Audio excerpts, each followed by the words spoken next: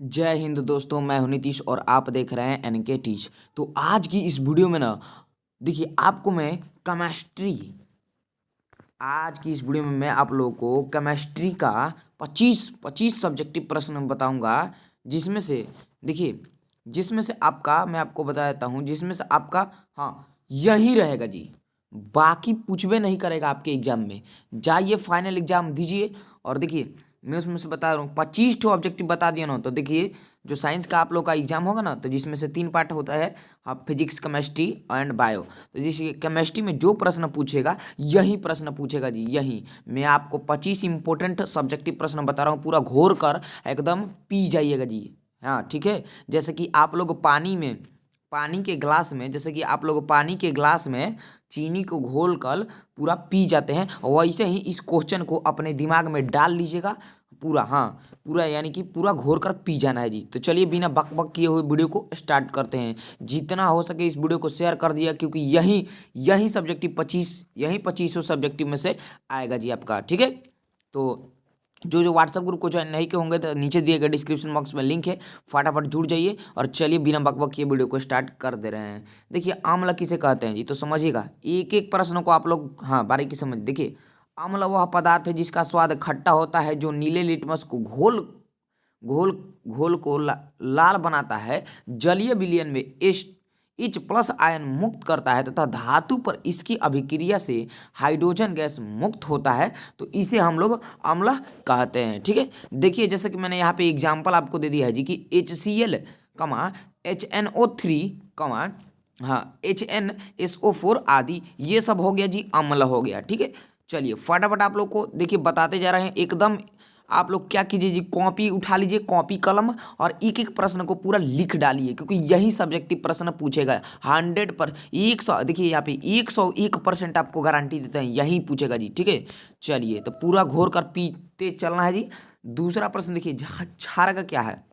क्षारक क्या है? क्षारक वह पदार्थ है ना जिसका स्वाद कड़वा होता है, लाल लिटमस पत्र को नीला बनाता है, इसका जलीय विलयन OH- आयन मुक्त करता है तथा अम्ल से अभिक्रिया कर लवण बनाता है। ठीक है। तो इसे हम लोग क्या बोलते हैं जी, तो इसे हम लोग क्षार बोलते हैं। ठीक है। जैसे कि यहाँ पे मैं आपको एग्जाम्पल दे रहा हूँ, देखिए क्षार का एग्जाम्पल ये है। ठीक है। जैसे देखिए देखिएगा यहाँ पे, जैसे कि हाँ NaOH, CuO, CaO तथा CaOH2, ठीक है, आदि, ये सब हो गए जी आपके क्षार के एग्जाम्पल। तो ये सब हाँ आपके सब्जेक्टिव एग्जाम में एकदम 100% पूछेगा जी। तो एक एक सब्जेक्टिव प्रश्न को पूरा याद करते चलिए जी, और कॉपी कलम उठाइए, नोट करते चलिए। 3 नंबर देखिए, लवण किसे कहते हैं जी, तो छोटा बच्चा भी जानता होगा जी, आप लोग पढ़े भी होंगे। देखिए जी कितना इजी इजी पूछेगा आपके एग्जाम में। जाइए, वे पदार्थ लवण कहलाते हैं जो लिटमस पत्रों के प्रति उदासीन होते हैं, धातु और अम्ल के बीच अभिक्रिया के फलस्वरूप लवण बनते हैं। ठीक है। चलिए तो इसका एग्जाम्पल देख लीजिए यहाँ पे। ठीक है। ये रहा लवण का एग्जाम्पल, Zn+, हाँ देखिएगा यहाँ पे ZnCl जब अभिक्रिया करेगा तो ZnCl+Z2। ठीक है। हाँ फल मिलेगा ली फल स्वरूप। ये देखिए ये अभिक्रिया हो रहा है और यहाँ पे फल फल मिल रहा है। ठीक है। यानी कि दो वस्तु आपस में अगर रिएक्शन कर रही है, रिएक्शन, हाँ, तो कुछ ना कुछ तो देगी। तो देखिए Zn+, हाँ 2HCl अभिक्रिया करके ZnCl+H2। ठीक है। अब देखिए एक और ऑब्जेक्टिव भी यहाँ से उठ जाएगा जी। हाँ ये जो आपको अभिक्रिया दिख रहा है, इसको पूछता है आपके एग्जाम में जी, समझिएगा बात को।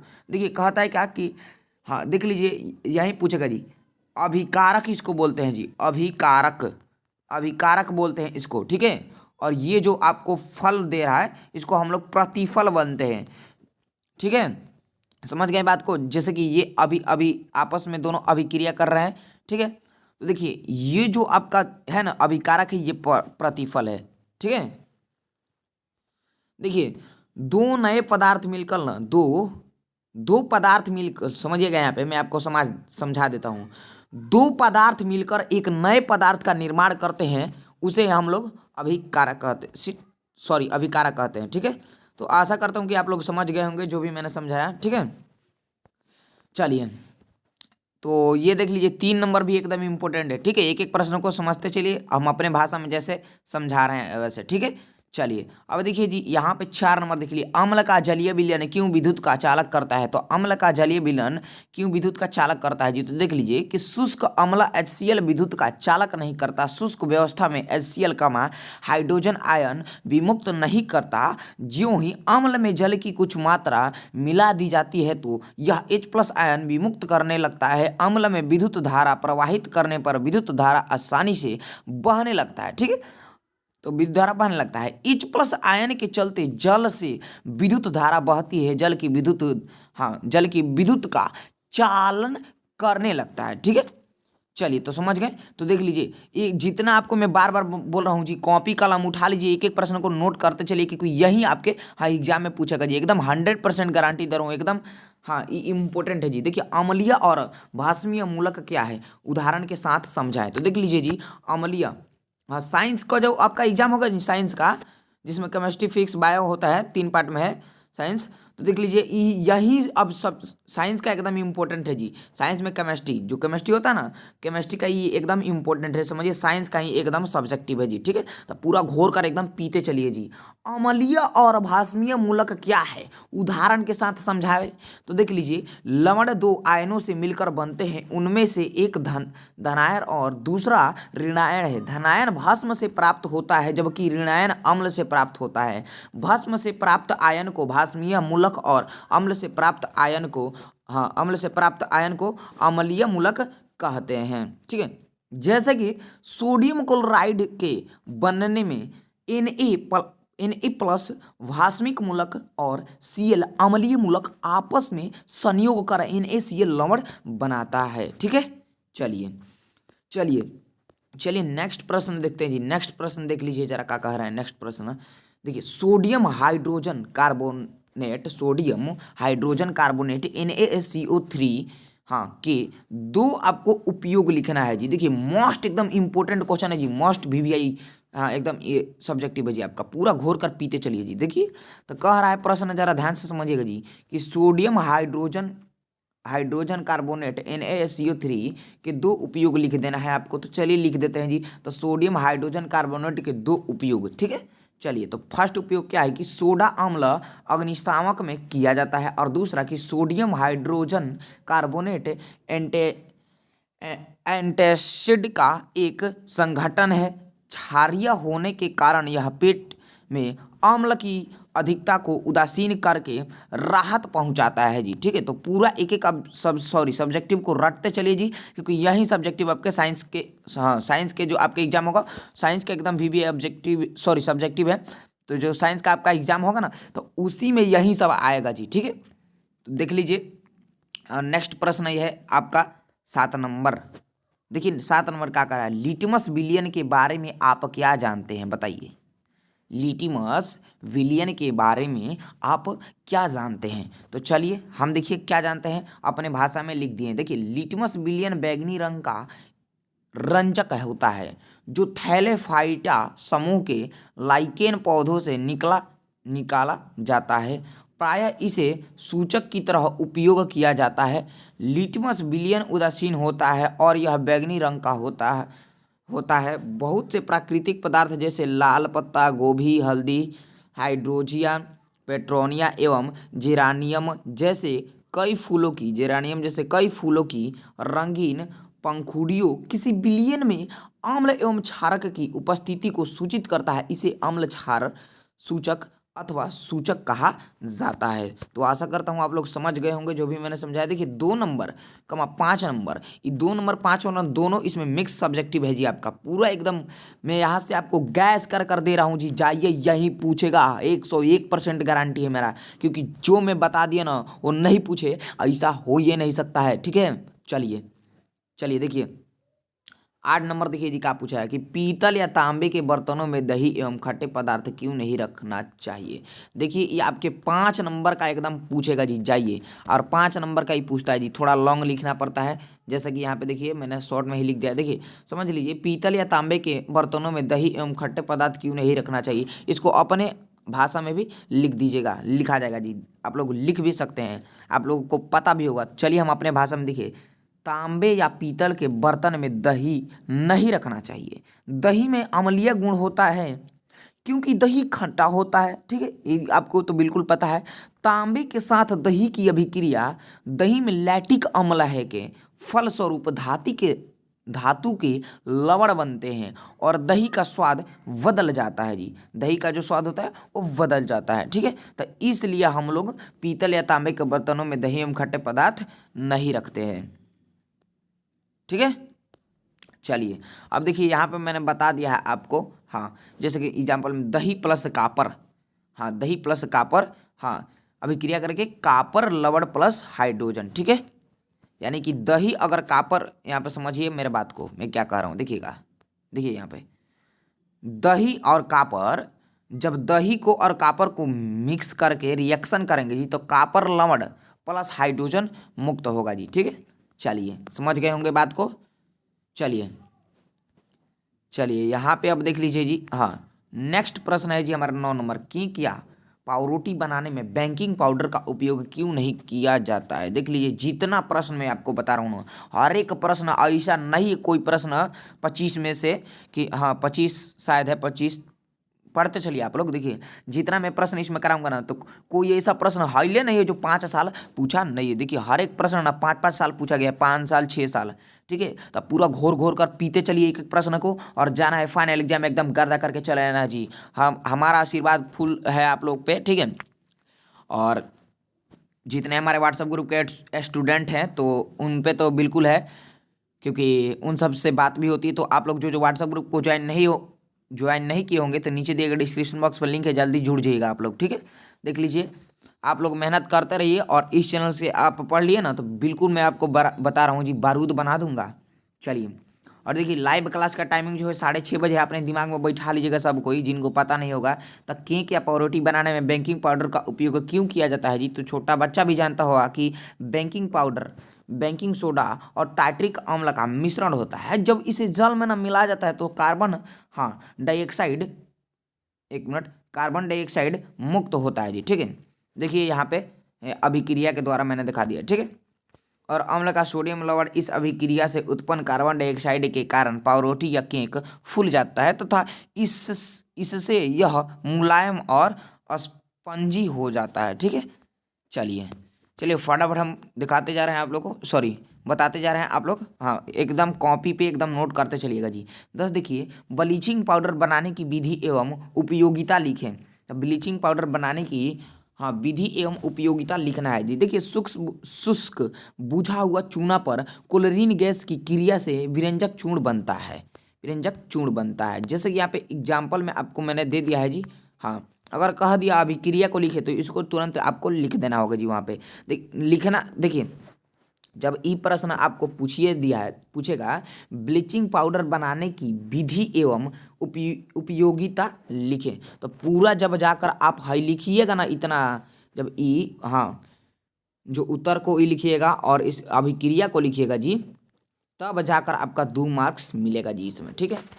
चलिए और देख लीजिए, हाँ, ये भी लिखना पड़ेगा इसका उपयोग। देख लीजिए इसका मैंने अगर उपयोग पूछे तो देखिए इसमें क्वेश्चन में उपयोग नहीं पूछा है, सॉरी पूछा है यहाँ पे उपयोगिता लिखे, तो मैंने यहाँ पे, हाँ, आप लोग को उपयोगिता भी इसका दे दिया है। देखिए समझिएगा जी, उपयोगिता इसके उपयोगिता है, ठीक है। देखिए पहला, लॉन्ड्री में साफ कपड़ों के विरंजक के लिए, ठीक है, इसका उपयोग करते हैं। और पीने वाले जल में जीवाणुओं से मुक्त करने के लिए, हाँ, रोगाणुनाशक के रूप में इसका उपयोग करते हैं, ठीक है। चलिए चलिए नेक्स्ट प्रश्न देख लीजिए। ओ माय गॉड, क्या प्रश्न आएगा जी आपके एग्जाम में, और क्या मैं आप लोग को बता रहा हूँ, आप लोग एकदम एक एक प्रश्न को अपने दिमाग में ठोकते चलिए जी। देखिए धोबिया सोडा एवं बेकिंग सोडा में अंतर आपको स्पष्ट कर देना है जी, और आप जब स्पष्ट कर दीजिएगा जी तो 5 नंबर आपके हाथ में हो जाएगा जी। तो देख लीजिए मैंने आपको अंतर यहाँ पे, हाँ, स्पष्ट कर दिया है, आप लोग देख लीजिए। धोबिया सोडा और बेकिंग सोडा में अंतर देख लीजिए जी। धोबिया सोडा का रासायनिक सूत्र Na2CO3 है और बेकिंग सोडा का रासायनिक सूत्र NaSCO3 है। और सोडियम कार्बोनेट धोबिया सोडा का उपयोग कांच, साबुन एवं कागज उद्योग में होता है और इसका उपयोग घरों में पावरोटी बनाने में होता है। और देखिए जल की स्थायी कठोरता दूर करने में इसका उपयोग होता है और इसका उपयोग सोडा अम्ल अग्निशामक में किया जाता है। ठीक है, तो यह रहा अंतर। लिखते जैसे ही पुट कीजिएगा ना उत्तर आप, वैसे आपका नंबर मिल जाएगा जी। ठीक है, चलिए चलिए देखिए जी, अब देखिए 12 नंबर प्रश्न कि हाइड्रोक्लोरिन अम्ल के कुछ उपयोगों को लिखिए। तो हाइड्रोक्लोरिन अम्ल के कुछ उपयोगों को लिखिए। देखिए आपको मैं जब क्लास भी करा रहा था, लाइव क्लास जो हमारी चलती है यूट्यूब पे, हाँ हमारे इस चैनल पे 6:30 बजे डेली लाइव क्लास आपको मिलता है। तो उसमें भी आपको ऑब्जेक्टिव टाइप का, इस जो 12 नंबर अभी सब्जेक्टिव कराना है तो ऑब्जेक्टिव टाइप का मैंने कराया था, आप लोग को याद पारिए। और देख लीजिए जो जो नहीं किए, देखिए 12 देखिए हाइड्रोक्लोरिन अम्ल के कुछ उपयोगों को लिखिए। तो चलिए यहाँ पे देखिए हाइड्रोक्लोराइड के निम्नलिखित उपयोग हैं जी। तो देखिए उपयोग कौन कौन है। इस्पात की सफाई करने में और अमोनियम क्लोराइड बनाने में, औषधि के निर्माण में एवं सौंदर्य प्रसाधन में। ठीक है, तो ये रहा जी एक का हाइड्रोक्लोरिन अम्ल के कुछ उपयोग था। ठीक है, तब जाके हाँ पूरा देखिए, मैं आपको बार बार बोलता हूँ जी, देखिए जितना मैं प्रश्न कराता हूँ ना, एकदम मेरा जो वीडियोस होता है, जो क्लासेस होती है, एकदम वीवीआई होती है जी। एकदम पूरा इस ऑब्जेक्टिव को याद कर लेना है कहीं से भी आपको, हाँ, और जाकर यहीं छाप देना है जी। एकदम सब्जेक्टिव यहीं पूछेगा तो पूछेगा। ठीक है, अब देख लीजिए नेक्स्ट प्रश्न है हमारा कि सोडियम हाइड्रोक्साइड के कुछ उपयोगों को लिखिए। तो सोडियम हाइड्रोक्साइड के कुछ उपयोग को लिख दिए हैं यहाँ पे। सोडियम हाइड्रोक्साइड के निम्नलिखित उपयोग हैं, देखिए कौन कौन है जी। तो धातुओं से ग्रीज हटाने में प्रयुक्त होता है, हाँ, धातुओं से ग्रीज हटाने में प्रयुक्त होता है और साबुन बनाने में इसका उपयोग किया जाता है और अपमार्जक के निर्माण में भी। अपमार्जक मतलब होता है साबुन होता है। ठीक है, सॉरी सॉरी सर्फ होता है जी, सर्फ। अपमार्जक मतलब सर्फ होता है शायद, हाँ सर्फ होता है। और देखिए कागज बनाने में तथा कृत्रिम फाइबर बनाने में उपयोग है। ठीक है, चलिए ये हो गया 13। और देखिए 14 नंबर कह रहा है आयोडीन युक्त नमक के उपयोग की क्यों सलाह दी जाती है। आयोडीन नमक के उपयोग की सलाह क्यों दी जाती है। तो देखिए आजकल ना आयोडीन युक्त नमक के उपयोग पर काफ़ी जोर दिया जाता है। आयोडीन हमारे शरीर के लिए ना आवश्यक तत्व है। इसकी कमी से थायराइड से संबंधित रोग होते हैं। आयोडीन की कमी से आमतौर पर घेघा रोग होता है। साधारण नमक में थोड़ा पोटेशियम आयोडेट या पोटेशियम आयोडाइड मिला देने पर आयोडाइड नमक बन जाता है। इसके सेवन से शरीर में आयोडीन की कमी नहीं होती है।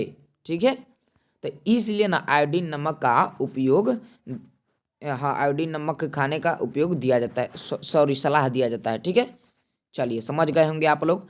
चलिए 15 देखिए कॉपर सल्फेट के शुष्क क्रिस्टल को गर्म करने पर उस पर होने वाले प्रभावों को लिखें। तो देखिए क्या प्रभाव होता है जी, यहाँ पे मैंने लिखा है एक शुष्क प्रखनली में कॉपर सल्फेट के कुछ क्रिस्टल हो लीकर, हाँ, सिपरीट लैंप पर गर्म कीजिए। गर्म करने पर इसका नीला रंग समाप्त हो जाता है और यह स्वतः हो जाता है।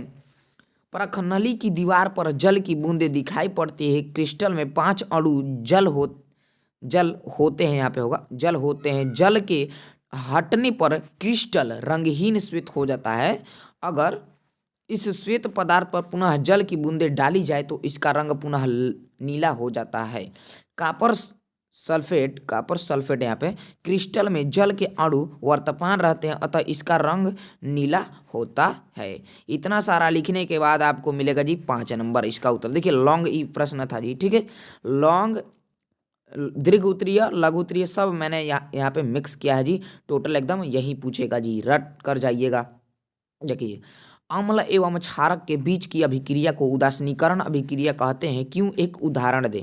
देखिए क्यों कहते हैं जी, एक आपको उदाहरण भी देना है। तो चलिए यहाँ पे पहले हम जानते हैं क्यों कहते हैं। देखिए अम्ल एक एवं क्षारक के बीच की अभिक्रिया से लवण तथा जल बनता है, अर्थात दोनों एक दूसरे को उदासीन कर देते हैं। इसलिए अम्ल एवं क्षारक के बीच की अभिक्रिया को उदासीनीकरण अभिक्रिया कहते हैं। अब देख लीजिए क्यों कहते हैं, यहाँ पे देख लीजिए उदाहरण। अभिक्रिया निम्न, सॉरी यहाँ पे क्या था जी हमारा, हाँ, एक उदाहरण देना था जी, एक उदाहरण। तो चलिए मैंने यहाँ पे उदाहरण आपको दे दिया। अभिक्रिया निम्न प्रकार होती है, देखिए ये उदाहरण रहा जी, ठीक है। चलिए तो चलिए, जो जो वीडियो को अभी तक लाइक नहीं किए होंगे तो सब कोई टोटल लोग वीडियो को लाइक कर दीजिएगा। और जो जो हमारे इस चैनल पर नए होंगे तो चैनल को जरूर सब्सक्राइब कीजिएगा, क्योंकि आपको इस चैनल पे हाँ बिहार बोर्ड की संपूर्ण तैयारी कराई जाएगी। और आपको एक और बात बता दें कि बहुत ही जल्द आप लोगों को लिए हम नोट्स तैयार करवा रहे हैं, ठीक है। तो नोट्स तैयार जैसे ही हो जाता है आपको हम नोट्स भी हाँ मिल जाएगा जी आपको नोट्स, ठीक है। तो नोट्स बहुत ही जल्द तैयार होगा, और बहुत ही जल्द क्या करीबन 5-6 दिन में आपका नोट्स तैयार हम करवा रहे हैं, टेंशन मत लीजिए सब, ठीक है। देखिए 17, हमारे अमाशय में अम्ल की भूमिका क्या है। तो हमारे अमाशय में अम्ल की भूमिका क्या है, देखिए हमारे अमाशय में अम्ल की भूमिका, ठीक है, क्या क्या है जी। देखिए हमारे अमाशय में हाइड्रोक्लोरिक अम्ल जठर ग्रंथि से स्रावित होता है और भोजन में अम्लीय माध्यम माध्यम प्रस्तुत करता है, जिससे जठर रस का जिससे एक मिनट जिससे जठर रस का पेप्सिन नामक एंजाइम अम्लीय माध्यम में कार्य कर सके, ठीक है। और देख लीजिए दूसरा है जी कि यह भोजन में उपस्थित रिगाणुओं को अभिक्रियाशील एवं नष्ट करता है, ठीक है। और तीसरा है जी कि यह भोजन को शीघ्रता से नहीं पचने देता है जी, ठीक है। तो यह रहा हमारे अमाशय में अम्ल की भूमिका, ठीक है। तो यही 3 जो भूमिका मैंने आपको बताया, यही 3 भूमिका है जी, ठीक है। चलिए चलिए बहुत बढ़िया। चलिए 18 देखिए, अस्पतालों में टूटी हुई अस्थियों को जोड़कर बैठाने के लिए उपयोग में लाए जाने वाले यौगिक का नामोल्लेख कीजिए। इसको कैसे निर्मित करते हैं। चलिए यहाँ पे दिखा दिया बताया हूँ मैंने कि अस्पतालों में टूटी हुई हड्डियों को जोड़ने के लिए जिस यौगिक का प्रयोग किया जाता है उसे प्लास्टर ऑफ पेरिस कहते हैं। इसे रासायनिक दृष्टि से ना calcium sulphate hemihydrate CaSO4 into half H2O, ठीक है, कहते हैं। इसे भट्ठी में जिम्सम को 373 केल्विन ताप पर गर्म करके बनाया जाता है जी, ठीक है। चलिए तो देख लीजिए यही आपका वो अभिक्रिया है जी, ठीक है। कैसे क्या करते हैं, कैसे क्या बनाते हैं, देखिए यहाँ पे मैंने अभिक्रिया भी आपको दिखा दिया है, देख लीजिए यहाँ पे। हाँ यही भाषा देखिए, जब जब आप लोग क्या बोलते हैं वो, हाँ बहुत लोग क्या बोलते हैं आप लोग को समझाते हैं ना, तो देखिए जो 18 प्रश्न है ना, तो एकदम ये सब VVA है। देख लीजिए जो 18 है तो सबसे ज़्यादा VVA, क्योंकि ये हमको लगता है 5 साल तो प्लस से पूछा है जी, 5 साल। और देख लीजिए जी ई प्रश्न का अगर बहुत लोग बताते हैं उत्तर, मैंने भी देखा है। तो ये जो भाषा मैंने लिखा है ना, तो भाषा नहीं बताते हैं सब, बस यही अभिक्रिया बता देते हैं, ठीक है। चलिए तो मैं सब कुछ यहाँ पे आपको बता रहा हूँ, अभिक्रिया भाषा सब कुछ। चलिए 19 देखिए, व्यंजक चूड़ के क्या क्या महत्वपूर्ण उपयोग है। तो देखिए उत्तर, व्यंजक चूड़ के निम्न महत्वपूर्ण उपयोग हैं। इसे सूती कपड़े, लिनन और लकड़ी के गुद्दे में उड़ाने के लिए प्रयुक्त किया जाता है, ठीक है। और पीने योग्य पानी से हानिकारक जीवाणुओं के नशा के लिए इसका प्रयोग किया जाता है। और तीसरा है कि क्लोरोफार्म बनाने में प्रयुक्त होता है। और चौथा है न सिकुड़ने वाली ऊन का इसकी सहायता से निर्माण किया जाता है। और चौथा है कि प्रयोगशाला और उद्योगों में अक्सीकारक का कार्य करता है, ठीक है। तो यह रहा जी हमारा व्यंजक चूड़ का क्या क्या महत्वपूर्ण उपयोग है। तो देखिए यही 5 महत्वपूर्ण उपयोग था जी, ठीक है। चलिए 20 नंबर प्रश्न देखिए जी, अम्लों के सामान्य गुण बताएं। तो देख लीजिए अम्लों के सामान्य गुण आपको बता देना है जी, और नंबर प्राप्त कर लेना है। तो इनका स्वाद खट्टा होता है, और ये नीले लिटमस को लाल कर देते हैं। और इनका घोल साबुन के घोल की तरह चिकना नहीं होता। साबुन यहाँ पे होगा, साबुन की घोल की तरह इनका घोल जो होता है वह चिकना नहीं होता है। ये धातुओं के साथ क्रिया करके हाइड्रोजन गैस बनाते हैं, ठीक है। और ये कार्बोनेट के साथ क्रिया करके कार्बन डाइऑक्साइड उत्पन्न करते हैं, ठीक है। और अम्ल क्षारक से अभिक्रिया करके लवण और पानी बनाते हैं जी, ठीक है। यही अम्ल के सामान्य गुण थे जी, ठीक है। चलिए 21 देख लीजिए जी, 21 नंबर अब आपका प्रश्न क्या कह रहा है, देखिएगा जी कि 21, अम्लों की हमारे जीवन में हानियां लिखना है जी। अम्ल की हमारे जीवन में क्या क्या हानियां है आपको लिखना है जी, अम्लों की हमारे जीवन में हानियां लिखिए। तो चलिए हम लिख देते हैं जी, देखिए जा अम्ल की हमारे जीवन में हानियां, ठीक है। ये सजीव कोशिकाओं को नष्ट करते हैं। सांद्र अम्ल त्वचा और कोमल अंगों को गंभीर क्षति पहुंचाते हैं। ठीक है, और तीसरा देखिएगा कि कुछ खाद्य पदार्थों को खराब कर देते हैं जी। ठीक है, चलिए 22 नंबर प्रश्न देखिए, क्षारकों के सामान्य गुण लिखिए। क्षारकों को आपको सामान्य गुण लिख देना है। तो क्षारकों के सामान्य गुण निम्न है जी। इसका जो स्वाद होता है ना वह कड़वा होता है और ये साबुन जैसे चिकने होते हैं तथा चौथा त्वचा को क्षति पहुंचाते हैं जी। ठीक है, और ये लाल लिटमस को ना नीला कर देते हैं। ठीक है, यहाँ से ऑब्जेक्टिव भी पूछेगा जी एकदम। हाँ, क्षारकों के सामान्य गुण, तो ये लाल लिटमस को नीला भी कर देते हैं और ये हल्दी के रंग को भूरा लाल कर देते हैं। ठीक है, और ये अम्ल के साथ क्रिया करके लवण तथा पानी बनाते हैं और ये फिनाइल फोलो ये फिनाल फथेलिन के घोल को गुलाबी भी कर देते हैं। ठीक है, तो यह रहा जी हमारा क्षारकों के सामान्य गुण। ठीक है, तो यहाँ से आपका ऑब्जेक्टिव भी पूछ सकता है जी। ठीक है, तो यहाँ से ऑब्जेक्टिव अब कैसे पूछेगा समझ ली कि पूछ देगा जी आपका क्षार लाल लिटमस को नीला कर देते हैं। देखिए पूछे कौन लाल लिटमस को नीला कर देते हैं, तो जो क्षार होते हैं लाल लिटमस को नीला कर देते हैं। हाँ, और क्षार जो होते हैं ना हल्दी के रंग को भूरा लाल कर देते हैं। ठीक है, यहाँ से ऑब्जेक्टिव भी आपका उठ सकता है। ठीक है, तो यह अगर पूरे क्षारों के सामान्य सामान्य गुण लिखे तो यह आपको पाँचों छो लिख देना है जी। ठीक है, चलिए 23 देखिए, साधारण नमक NaCl की प्राप्ति कहाँ से होती है स्पष्ट कीजिए।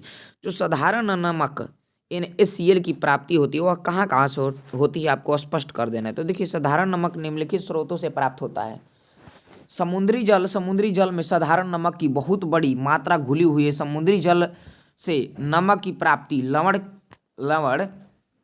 क्यारियों के माध्यम से होती है। सूर्य के ताप और वायु की सहायता से समुद्र जल का वाष्पीकरण होता है, इससे नमक की प्राप्ति होती है। इस नमक में MgCl2 MgSO4 जैसी अनेक अशुद्धियाँ मिली होती है। इन अशुद्धियों को दूर कर शुद्ध नमक प्राप्त कर लिया जाता है। ठीक है, चलिए ज़्यादातर नहीं लिखना है, बस उसको ही लिख देना है। ठीक है, और यह देख लीजिए 24 नंबर की, धोने का सोडा तथा बेकिंग सोडा को दो प्रमुख उपयोग बताएं। तो देखिए धोने का सोडा और बेकिंग सोडा का दो को प्रमुख उपयोग आपको बताना है। तो देखिए धोवन सोडा के उपयोग देख लीजिए यहाँ पे कि जल की स्थायी कठोरता को दूर करने के लिए और कांच साबुन पेपर तथा बोराक्स कास्टिक सोडा इत्यादि अनेक महत्वपूर्ण यौगिकों के उत्पादन के लिए। ठीक है, और यहाँ पे देख लीजिए कि बेकिंग सोडा के उपयोग देख लीजिए जी कि हाँ, एंटासिड का एक संगठन क्षारीय होने के कारण अम्ल के आधिक्य को उदासीन करता है।